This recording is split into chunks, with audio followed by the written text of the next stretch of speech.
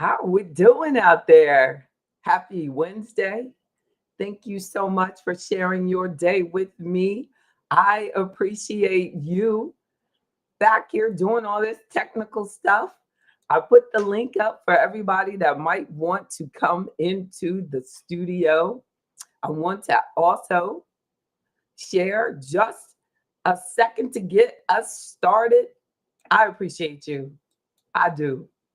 I'm JB Bryan, the creator of AfroEconomics, a strategic financial empowerment program based on 10 timeless financial principles like generational wealth and legacy, financial knowledge, credit confidence, entrepreneurship, self-reliance, and more. AfroEconomics gives you the guidance and tools you can use to develop and sustain wealth. Check out AfroEconomics on your favorite social media platforms. You will find us everywhere. Plus, enjoy my weekly AfroEconomics podcast. There are many levels of AfroEconomics membership, including the free online access membership level called No Excuses. So make no excuses and check out afroeconomics.com today.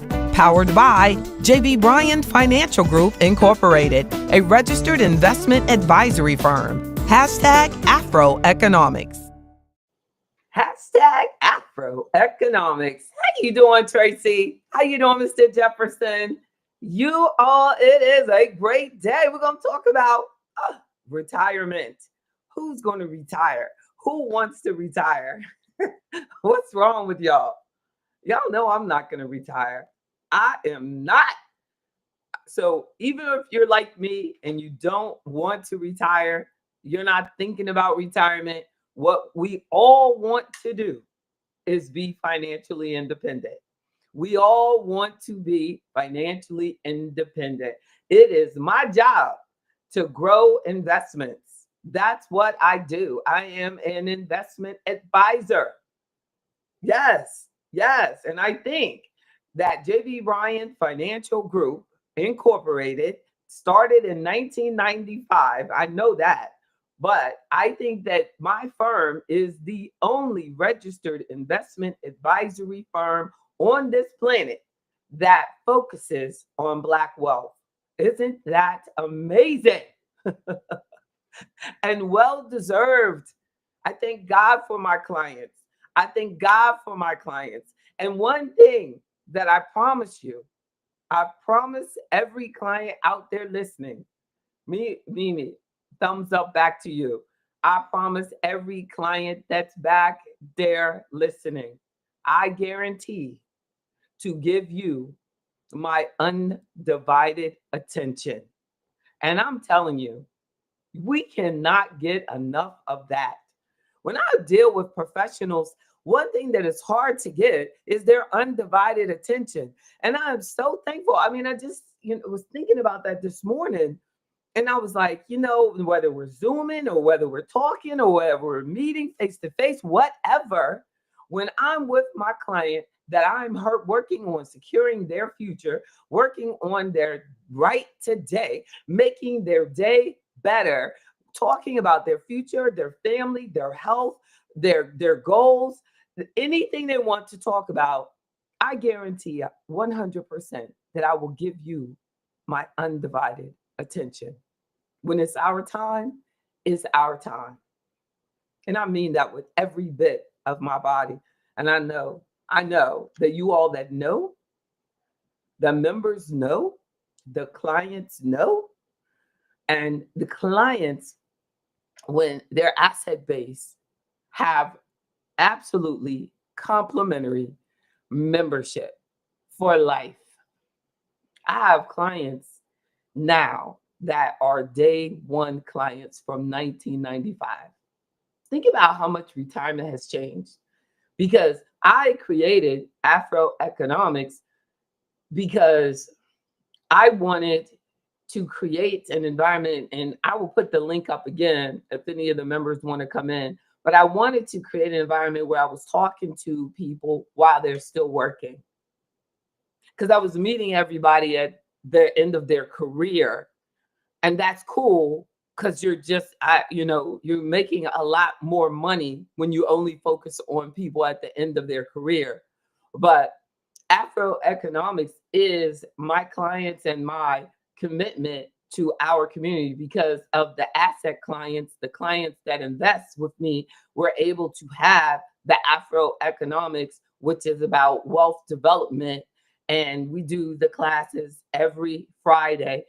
And then this weekend, absolutely complimentary, free. We're having our town hall, includes lunch for everybody. And in Washington, D.C., I keep that office. I keep the New York office. I keep the Virginia office because I want to be there and give you my undivided attention. That's the goal, for us to be there, for me to be there for you.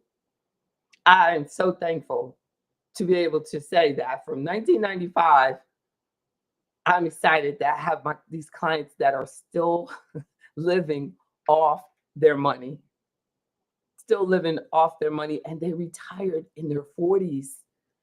Think about how much things have changed over the last 30 years. Things have changed so much. Like, they were retiring back then. Companies were giving out packages to get people out that door. That's the link for members if you want to come into the studio and talk and give back. I believe that this is just very important for us to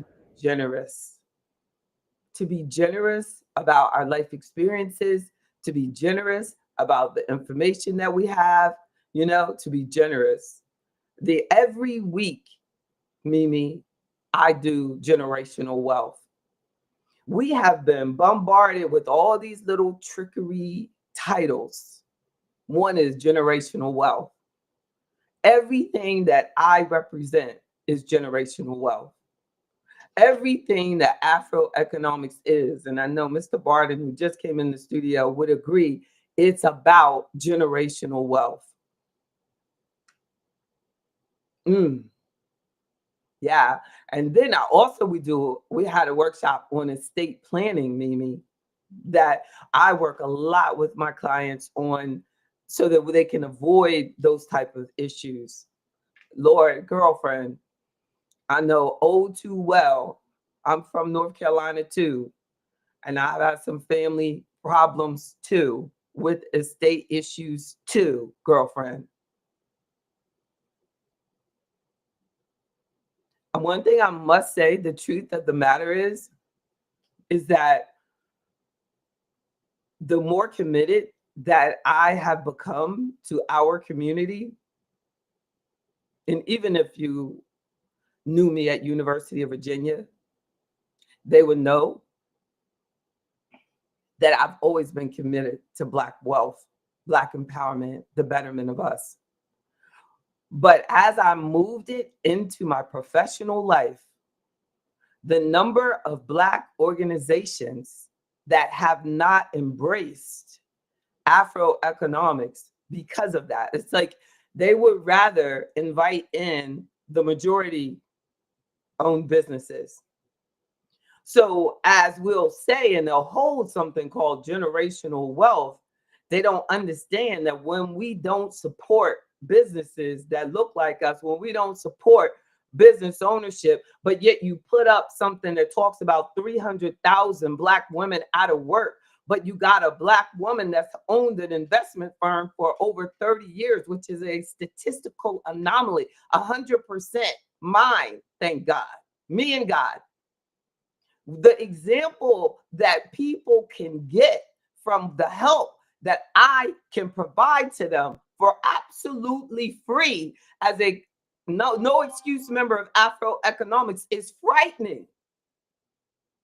The level of people that say they want generational wealth and they want Black people to advance and they want us to do better, but they don't do anything to help us do better. They don't do anything. They don't bring in a licensed professional that focuses on our issues. Like a member was telling me the other day, he has to take care of his mother. He has to take care of his children. That is a straight up sandwich person.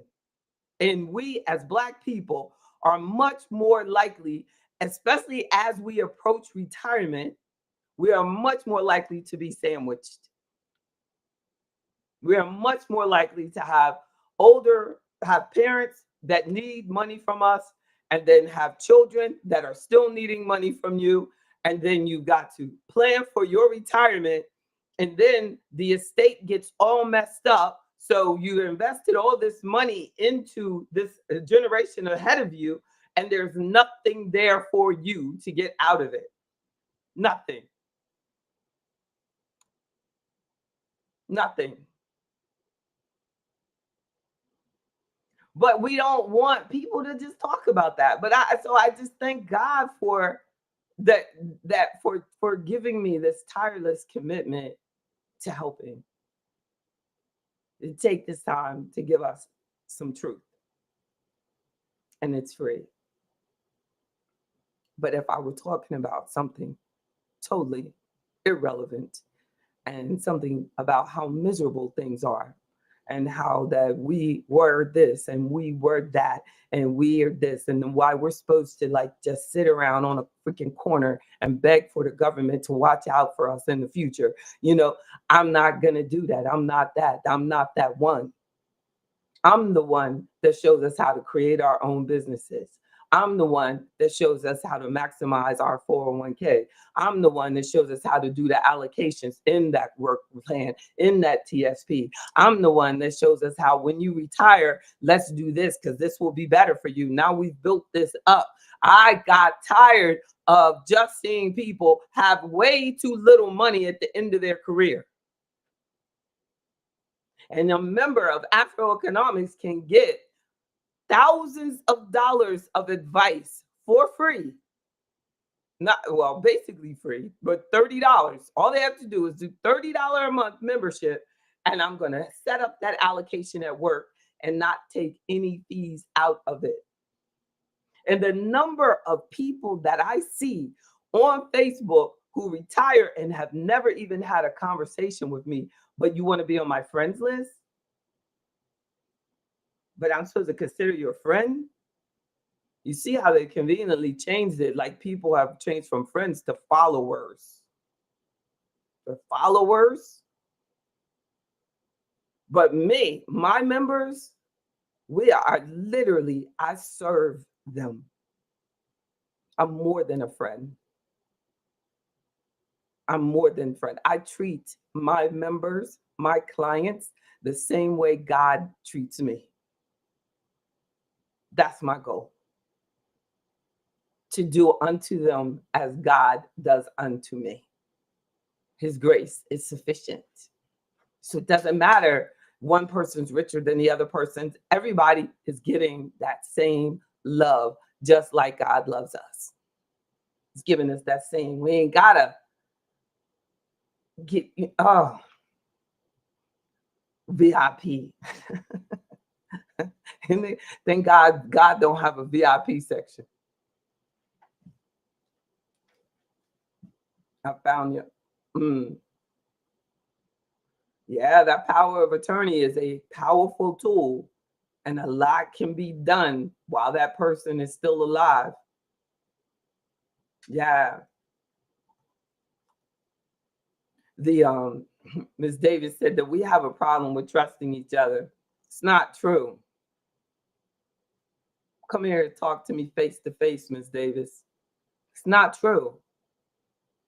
It's just that many people that look like me have a problem trusting someone who's doing better than them. Where many of us have a problem trusting someone who they really know is legit. And look, and on the top level, many of us have a problem trusting someone that's asking us to be better than where we are right now. Like, we have a problem trusting someone because they think they're too good. Like, they're just too good. Just too good. It's too good. She just can't be true. Just can't be true. I'd rather just settle. I'd rather just settle because I see so many people allow themselves to be messed over That it ain't that we don't trust each other. It's just that we go out of our way to deal with people that you don't trust. Like that man that had this church and it's $50 million, $50 million, $50 million. He got people to give. Now they knew that man wasn't doing right. I don't believe it. I just don't believe that he didn't know he was doing right. That they didn't know. I think deep in their mind, they knew that this man had all these Bentleys. Now they live. The judge said the majority of the people going to his church, were low income. So this man got Bentleys, Mercedes, all this stuff. He don't even work as much as you work. He don't work as much as you work. And you just choose to trust him. Like I saw a video about DMX the other. DMX said, he said, you can't go through all that worrying about who you trust. What you got to do is trust yourself. We got to trust ourselves more to realize that a snake is going to be a snake. And that's what he said. He said, a snake is going to bite you. It's going to bite you. And you have to trust that.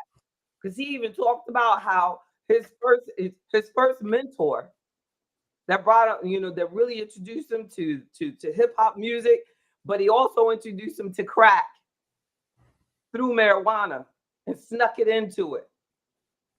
Like, so right then, that is not someone you can trust. And that's why he said, I gotta trust that the snake is gonna be the snake. And from that moment on, when he gave him that toxin, he should have said that.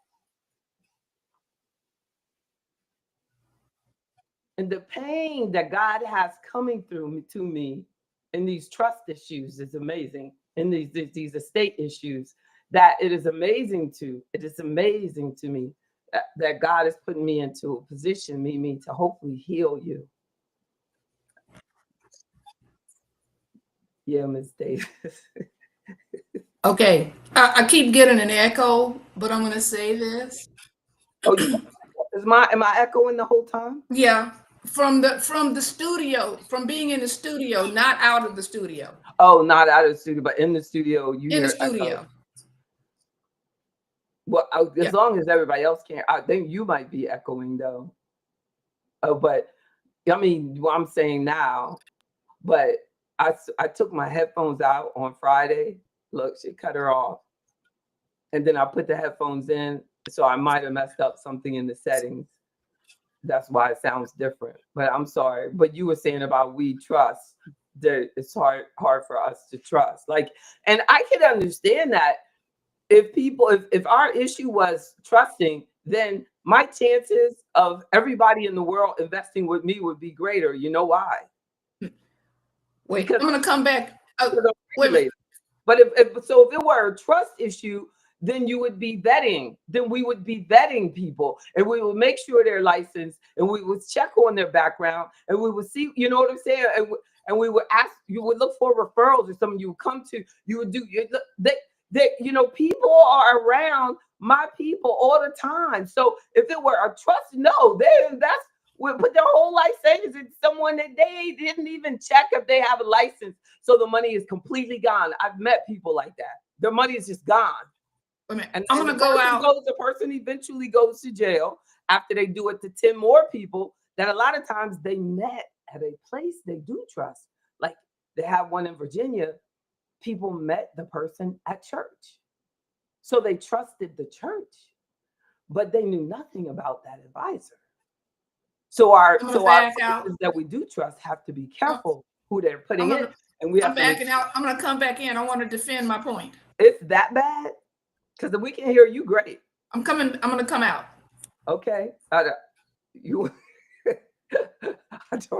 know how to. I don't know how it's going to help her defend her point when she comes back. But from a trust perspective, it says, I trust everyone until they prove themselves otherwise. Exactly. But most importantly, Mimi, only trust yourself, you and your relationship with God. You and your relationship with God. Then he will clear the way.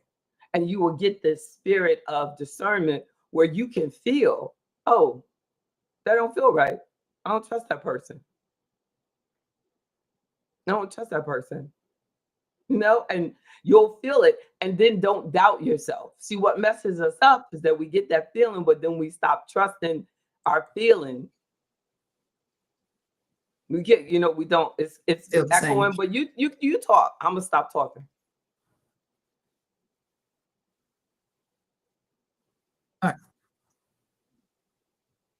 Okay, so so what I was saying about trusting people, for example, and you know this to be fact, we have someone, Black female investment advisor, has a reputation in the community for doing nothing but good things. But we have people among us that would say, that's a Black woman. No, don't trust her. No, don't want to trust any Black people. We are still, many of us are of that mindset. As smart as we think that we are, but we got a problem with that. We'd rather take our business down to Mr. Bob, um, Miss Delilah, whoever, and invest with her or entrust her than you. You've done absolutely nothing, but you personally have done nothing.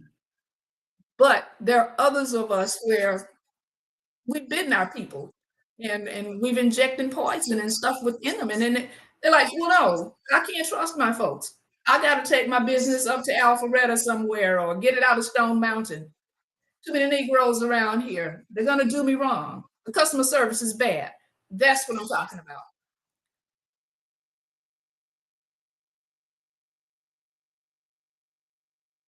More comfortable for you. So I'm gonna talk now. Now I'm unmuted me, but I've muted you for a second while I talk back. So I understand, your point 100%. But if a white person says that exact same thing about a Black woman that Black person said about me, then the white person is racist. So what does that make the Black person who discriminates against the Black person? That's not really how they are really going to see it. We go skin color a lot of times, and especially when we're dealing with business. Already, it's like repulsiveness has come up. I'm not dealing with her. Let me deal with that lady back in the corner in the office. This girl she even looks like she doesn't know anything. I don't like the way her hair is styled. All of that. We use those things to go against maybe some of the this echo is driving me crazy because I'm hearing my voice. Speak up.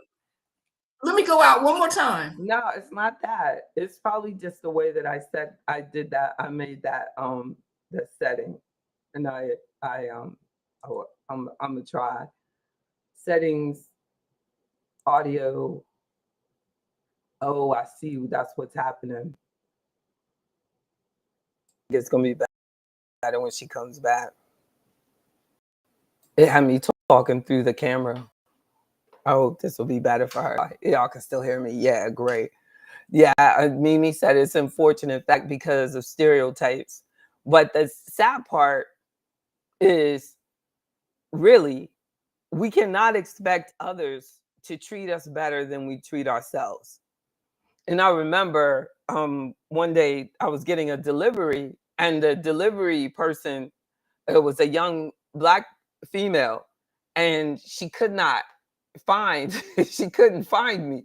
So I was telling her exactly what to do, and she would not listen to what I was saying. Like the app would tell me what to do, and I say, okay, no, I see you, but you got to turn around. And she literally doubted my ability to tell her how to get to my own home. So when she got there, I got to the door and I said, sis, I really wanted to help you. no, I really didn't want you to go through that. I mean, it was like at least an extra 20 minutes within a 1 block radius. She was just all off, you know what I'm saying? And if she would just have calmed down and trusted me, that I could have helped her. And I think that she even called me one time so she could tell that I'm Black. I sound exactly like a Black woman. So I just could not understand like how she would not allow me to help her. And then like she, basically snapped at me, at the door. And I was like, I'm not gonna give her a bad evaluation, but I really wanted to just help her to know that there are some of us who really want to see her be successful. And then afterwards, like she calmed down, I guess, and then she texted through the app back to me, thank you so much for your help. And I don't know if she literally calmed down or she was thinking this lady could do a bad evaluation on me, because the first thing right after you leave, the next thing they asked was, how was the delivery? you know and they and I don't know why God gave me this commitment to helping. But one thing that I had to do in order to save myself from all that pain is to accept that some people are just do not want help. Some people just do not want help, and don't take it personal. Don't take it personal. And then focus on those who do want your help. Give them your undivided attention. And then what we will do is call and just leave a message that you want, that you have this problem and you want help with, but you haven't done anything to join, even do the free membership, do anything to reach out, like nothing, like, you know what I mean? They go to the website. Like we kind of like that, where it's like you want help, but you won't do anything to actually get the help that we need. And so it might be more of a self-esteem issue that we have versus trust issues. No. And it comes across as like not trusting, but we really, I think sometimes we get, is that a little better? Because I switched it to a different speaker, a different, I'm still kind of getting the same, but it shouldn't be that. I did change the audio. And then when I went in, remember that time a long time ago when it was doing that? But it was doing it for everybody else. But when I went into audio, I went into headset. And then, how about that? Is that better? No. And it's on, okay, wait a minute. Audio output. Headset. Okay. Is that better? It's the same. Headphones, output, speaker, communication, headphones. How about that? And I have noise cancellation. All right. That's better. And I'm still getting it. Yeah, it's an echo and then it's a delay. All right. I'm gonna come through Facebook. I'm gonna come through by way of my phone. I'm on my laptop. What about that?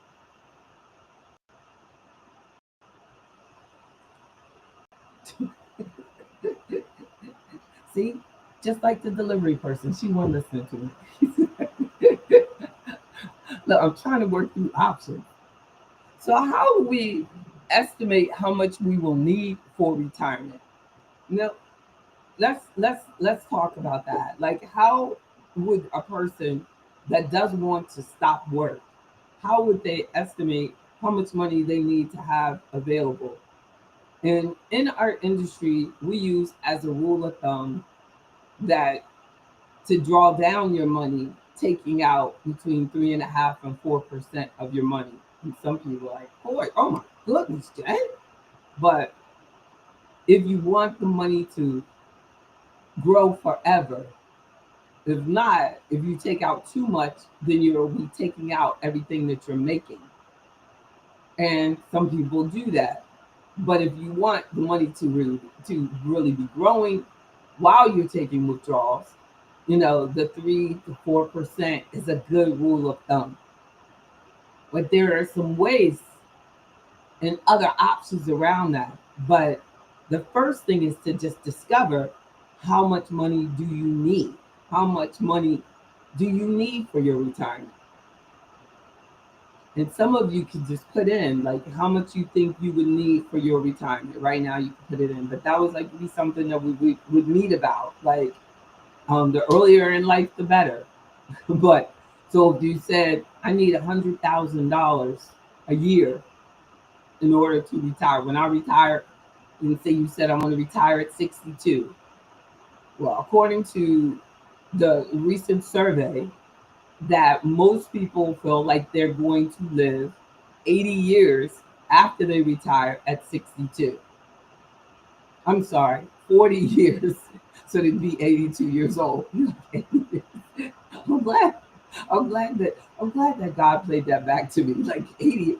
So if you live 20 years more after 62, then need your money, of course, to last for those 20 years. And for Mimi, as Mimi was saying, for generational wealth, we want some of that money left. But when you're looking at $1 million and 4%, that would generate about $40,000 a year. And that for most people would be taxable. So if you bumped it up to 50, then you'd be after taxes taking home around that much, Mr. Brown. How you doing? Thank you. Yeah, everybody, make sure you say hey to everybody. Everybody come in and say hi. I see you. I see your numbers, but unless you're like Mimi and Mr. Brown, I can't give you the love that I would love to give to you. Hi, Miss Cherry. My mother's maiden name is Cherry. Are you related to me? But that is good. Yeah, Mimi, my family in North Carolina are the Cherries and Rices and Bryans. My dad's from North Carolina too. Both of my parents, they met in North Carolina at Elizabeth City University. Elizabeth City State University. When they were there, well, it was Elizabeth City State College. So then, yes. And so what Mr. Barber is mentioning, what it brings me to my next point. If you don't have enough, if a person was like, well, I have $1 million and I need this 100,000 in income, then their Social Security will be able to supplement. So if they're dependent on, they were trying to get to 100, their Social Security will be 30. So they have 50 from the investments, now 30 from their Social Security. So they kind of could lower their need from their investments because of the Social Security. And then if they have a pension, and say their pension might be 40,000 a year. So now they have 40 from pension, 30 from their Social Security, and 40 to 50. Well, they could do 40 on their investments now. They wouldn't have to take out. Well, let's just say they did 40 because they had to pay 50 because they had to pay the taxes. So at that 5% withdrawal. So they have that 50, 40 from work, and 30. That's taking them well over the 100,000 that they wanted to get to.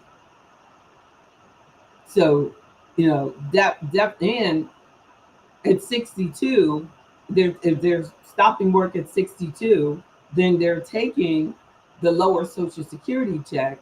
But if they live a long time, then that would be fantastic.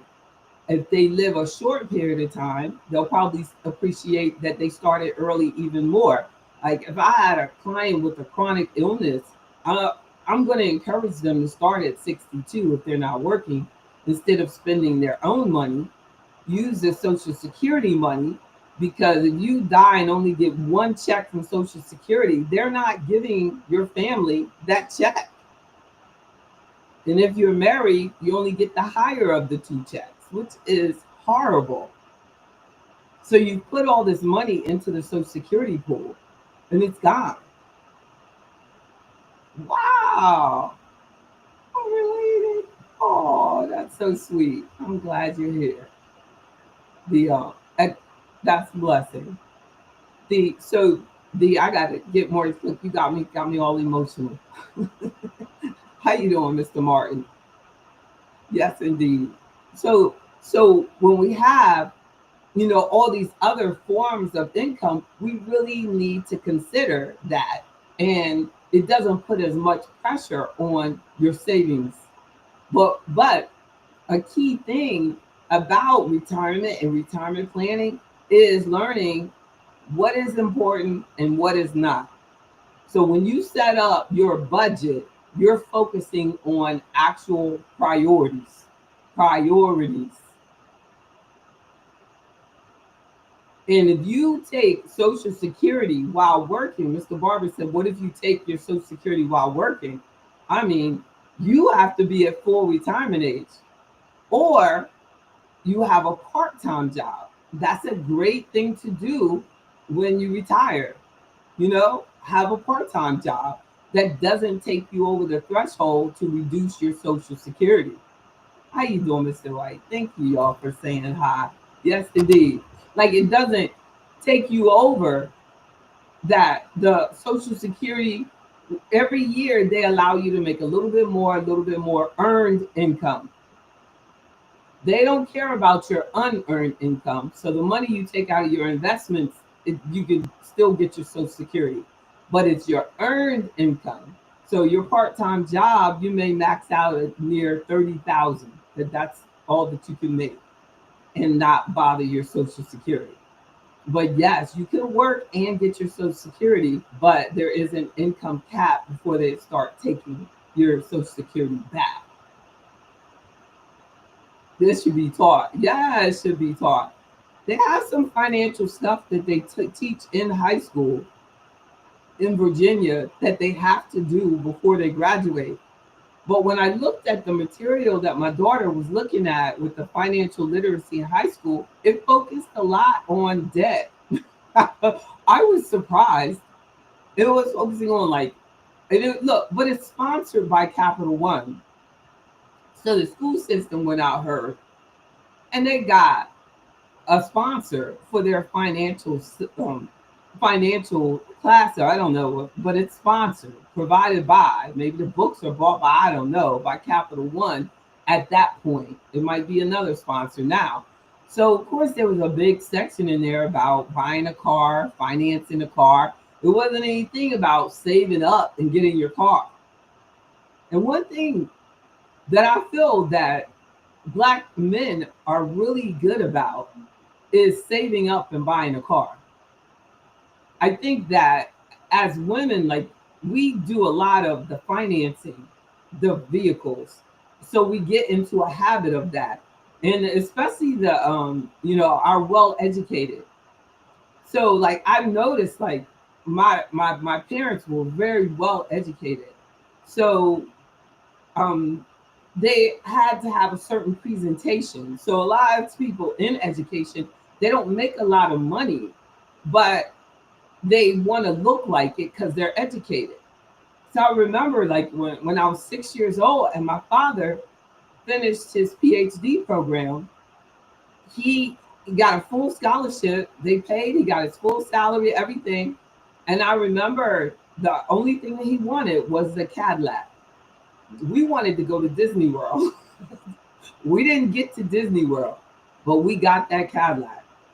We got that Cadillac. And he financed it. And he had 4 kids. And one time I ran the numbers, And I was like looking at that. I remember because he talked about it a lot that that Cadillac was $11,000. And I thought about like $11,000 from, whatever year that was, like 1970, and I brought it all the way up, and it was like almost $2 million if he had invested it in the S&P 500. My father never knew anybody like me, and the people that would come on the campus, like they would just talk to them about fixed interest rate stuff. And so most of his career, he just got fixed interest rate. And then I remember when I was in um, at school, because I wanted to do communications, I thought I was going to be a news anchor. But once I had no housing at Howard University, I ended up going to University of Virginia because they said they would find me housing. So then I switched my entire major, and that's something I would not be doing that I have been doing for 30 years. And that's so, but I've also been doing TV and radio, but talking about business. I just thought I was going to be in that studio. So the um, so I was telling my father's friend, Dr. Battle, and maybe Dr. Battle, he might have been like an econ professor, because my parents moved away when I started college, so I had to stay at their house. And then Dr. Battle, because the first 2 years I wasn't in business school yet. You had to go to school 2 years at UVA. It's still like that. And then you get accepted into the business school. So I was, doing what to do to get in there. So I hadn't known anything. But then I also realized that when you study, like I did, finance and accounting, you're not doing personal investing. You're not studying that. So you see, like a lot of people who say, "Oh, they do this," and they say, but their major was finance, or they have a PhD in finance. Like my PhD work in finance has absolutely nothing to do with this, with personal finance. It's corporate. It's corporate finance that we do in school.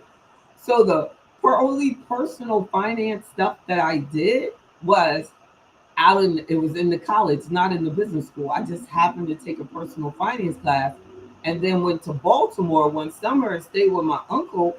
And I was working at this accounting firm, and thank God for them sending me back to college, because I could not, I just didn't have, I was working 3 jobs. But that white guy at that venture capital investment firm said, "We really want you here, but you have been accepted to one of the best business schools in the country. And I really think that you should go back. You should go back." Because I was going to go to University of Baltimore, or in some, just anywhere, because my parents weren't that type. Like they were like, "You got to figure it out." You got to figure it out. Even though my dad was president of a college at that time, it was, "You got to figure it out because you should have had a scholarship anyway." So I just made my way back to Charlottesville by the grace of God and figured it out. And but that business school did not do that, did not bring that, but just studying personal finance. So over that summer at that venture capital firm, they introduced me to a financial planner, and he was getting, back then, and that was 80s, he was making $10,000 for each financial plan he was doing me. Yeah, I mean, the steps are ordered by God. And he wasn't doing anything that I do now for just a member, you know what I mean? For, you know, $30 a month. And to get that type of advice that Afroeconomics offers is, that, I'm just able to do. I wish that I had more entrepreneurs. Because when I look at that lady, like with the vegan lady, and she's going out of business and she can't pay her rent and they're turning it into a joke. I wish that people would tell people like that, why don't you talk to JB Bryan? Like she got her own business, she does financing, like she could get you right. Like, because what we do is we know what we do. And I have often said the reason that my business has lasted 30 years is because I do this, because I do finance, because it is the money, the taxes, and everything that will mess you up in business. So you got to get in control of the money, no matter how much. Like, you can be sitting there and you're doing all this money in sales. So everybody's like, look at this. They sold to 50 million in sales. Now it's out there. And you do the news article and brag about it. Now it's out there. So guess who's calling you next? You get the article, they talk about how great it is, and you're running commercials, you're doing these things. Guess who's calling you next? The IRS. IRS. You gotta have your stuff straight. And I love taxes. I love the taxation. I help my clients all the time, members, figure out their taxes, how to do the TurboTax. I'm telling you, that TurboTax and those tax things, they will rob you if you don't know what you're doing. I was doing my own, had to come back out and figure out, like, what in the world? I didn't ask for any advice. You're paying all this money. And I was like, I refuse. They had my bill up to like $30, $300. I said, what? I refuse. So I just like shut it down because I'm smarter in the morning. I shut it down. Then I got back on it in the morning. I had to start all over. But I was like, it's some trickery. You got to know exactly how to answer the questions to get around all that stuff. They gonna max out. If you ain't asked them to make those people available to you, and you're paying more than a membership.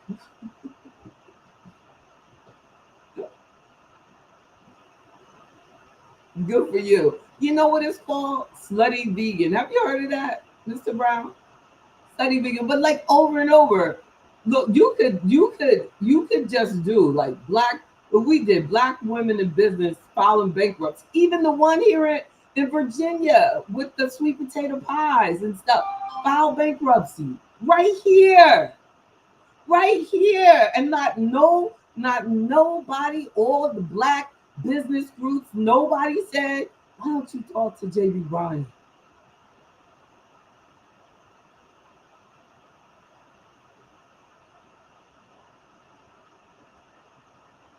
If we can just do more together. We can do more together. And Afroeconomics for me has been really good for me emotionally because of the person that I am. So it allows me to get love back. It allows me to give love, like, because you know what I'm saying? I can't imagine being in this world all by myself. Oh, the lady at the slutty vegan is Pinky Cole. So it's Pinky Cole at Slutty Vegan. I bet you will call her too. I think she's in Atlanta. Oh yeah, because Miss Davis is in Georgia. Yes, she's in Atlanta. But yeah, so they were running an article last week saying that um that she's like joking, like, y'all come and buy some food because y'all know I can't pay my rent. They trying to put them out, Miss Davis, of the location. They're like thousands and thousands of dollars behind in rent, and she did some sort of special financing, but it's about like, and then at the same time, Mr. Brown, Mr. Martin, like they call on us when they 1 foot out of the grave.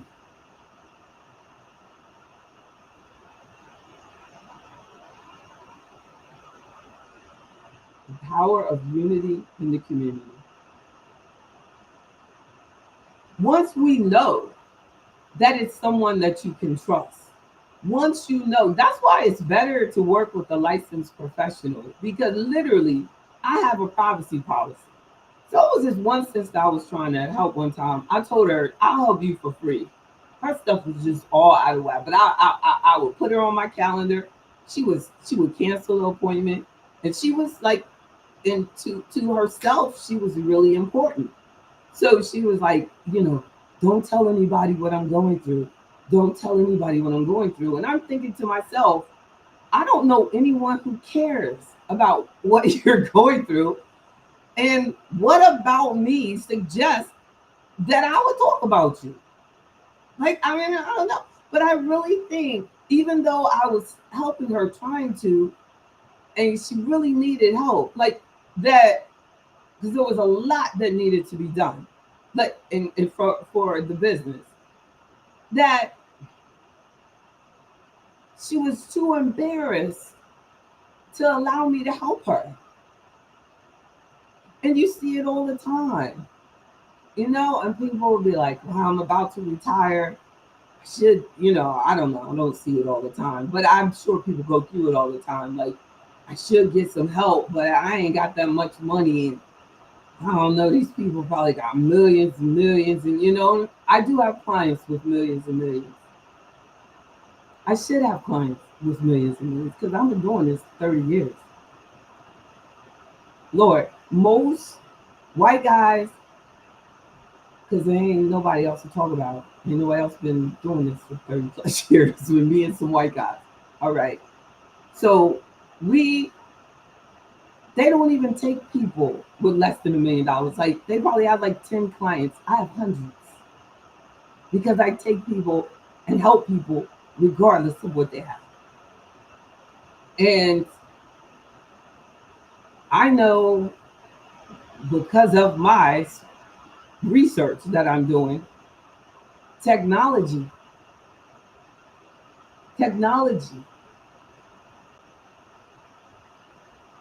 getting the personalized help that I'm able to do now.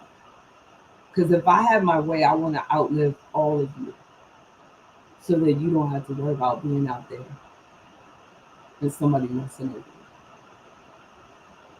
you. If there was a fear that I have, that is the fear. Because I feel that I love you in a way that nobody else can do. And if they could, if God creates that person and they love you the way I love you, it will actually give me peace. There's this one brother, like, before he was getting older and older, and he just did like mutual funds and stuff, and he was a minister and he did mutual funds. And God told me to extend myself to him. And I said, man, you and I need to talk, because I want to make sure that you get paid for the rest of your life. And sometimes coming so strong at people, Mr. Brown, like just coming like that, because this one brother told me that I came at him and I said, hey, let's work together. Let's do this. Like, and that he said he was insulted. Basically, that I was younger than him and that I felt that I was on his level. Isn't that sad? That is sad. So that's why I was saying that a lot of times it's not about trust, it's about the person's insecurities. So the minister that was doing the mutual funds on the side and this and that, had a lot of his members and stuff, life insurance and stuff. I said, I can help you get paid forever. Now your wife. He said, I'll get back to you. I'm talking to, so-and-so, this white firm, blah, blah, blah. I said, okay. And he had a major stroke. Next time I saw him, he was like, I should have talked to you. I sent some of my customers to this lady and she's been messing over them and this and that. Yes, indeed. Have a great class. They messing over them and this. I was like, but the You know what? I can't even say that that's foresight. It's just a natural. It's just a natural that if you don't position yourself for your, as going back to what Mimi said, if you don't position yourself for generational wealth, you're not gonna get it. Yeah. So we had a whole bunch of people that came before me, but they didn't position themselves for generational wealth. So we just do it, sell a little mutual fund, next thing is gone. Do it, sell a little mutual fund, it's gone. You know what I mean? I'm out here, thank God, 100% independent, in a position to help you.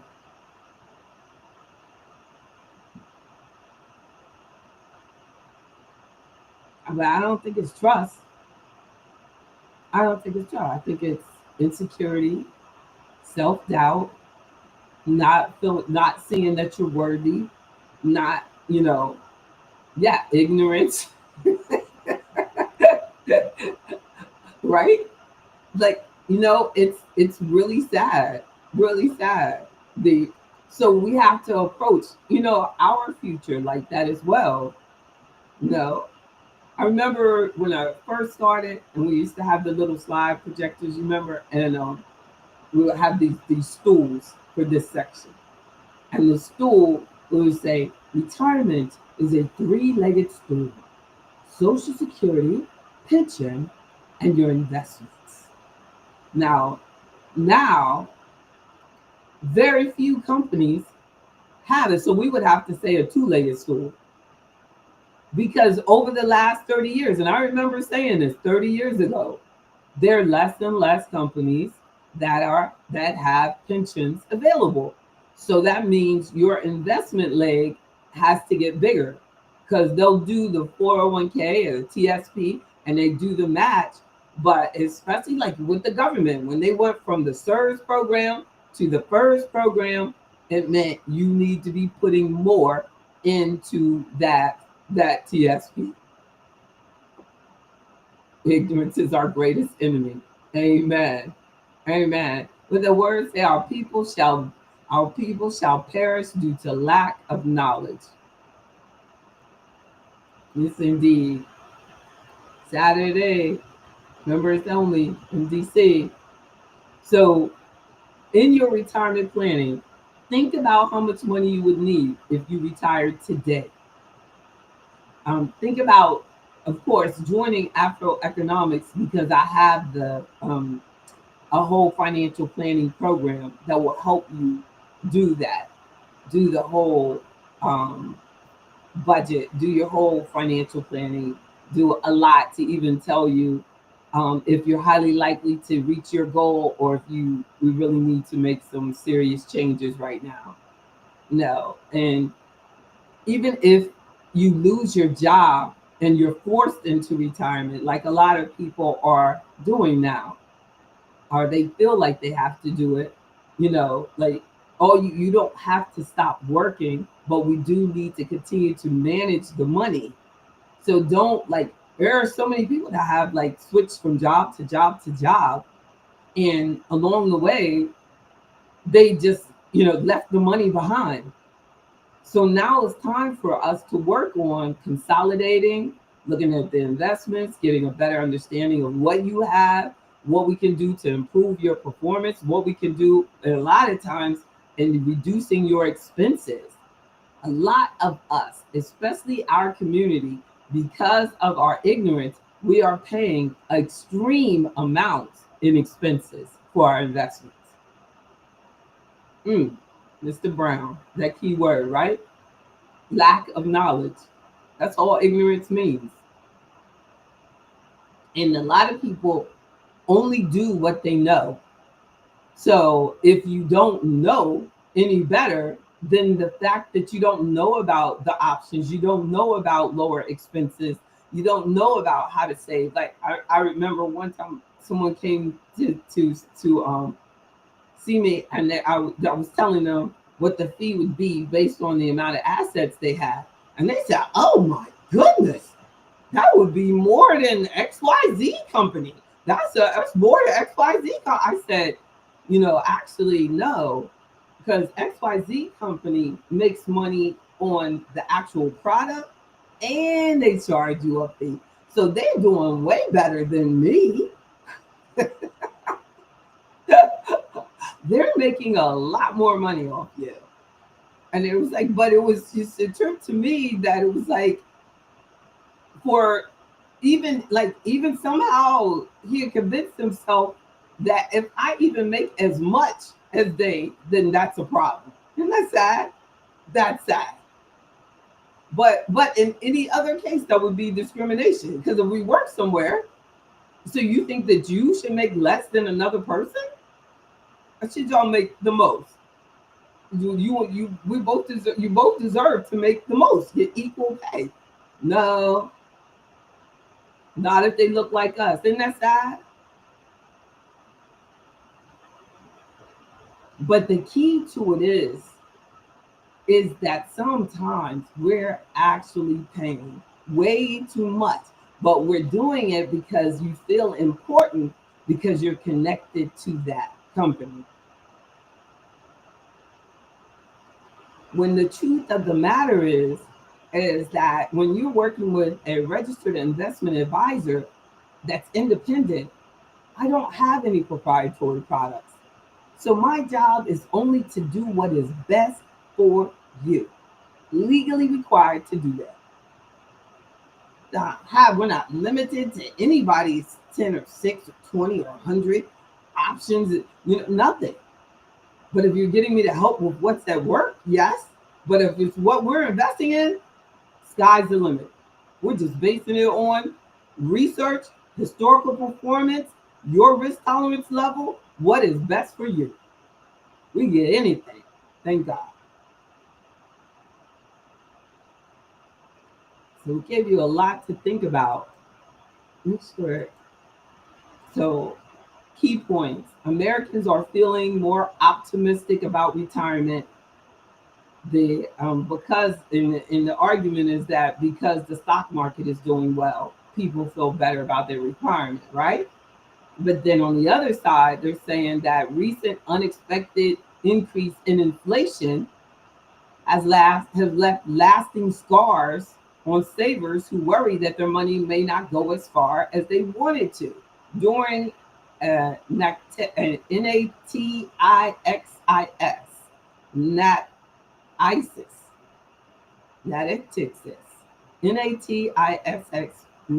investment managers did a survey. I don't like that name. NATIXIS. I don't know, but that's an issue. So but they did a survey, and it said that the actual confidence of those surveyed actually had gone up since last year, doubled.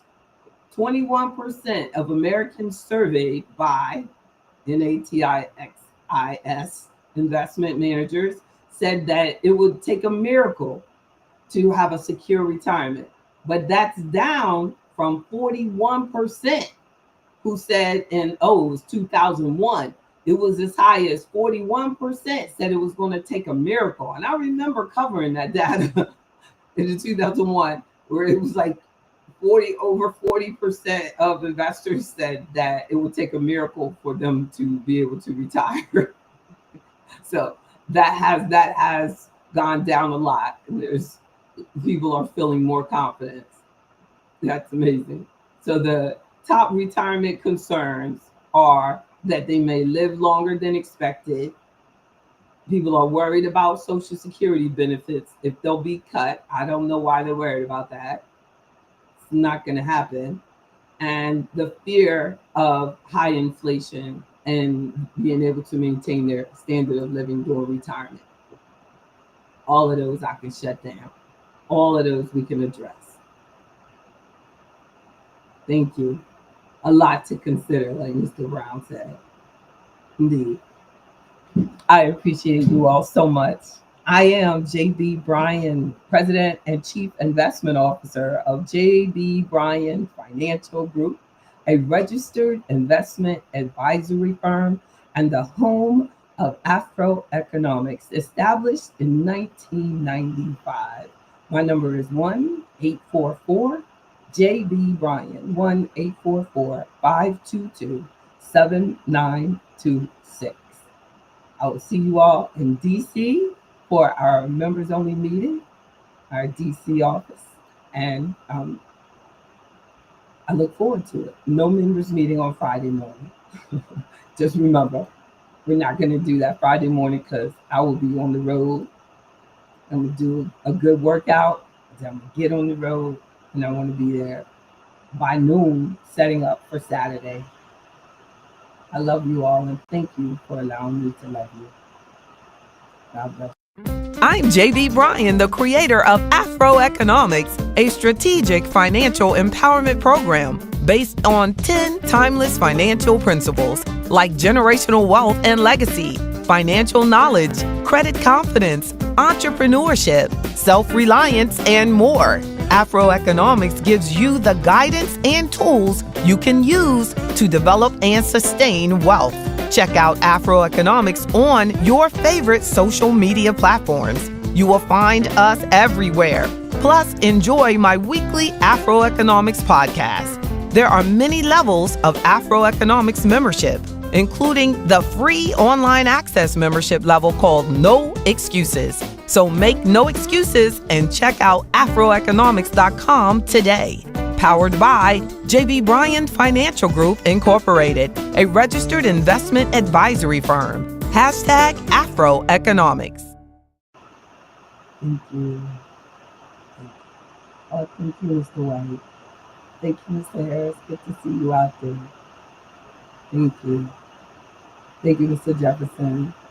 1-844-522-7926. That's 1-844-JB Bryan. For Mr. Brown. Thank you.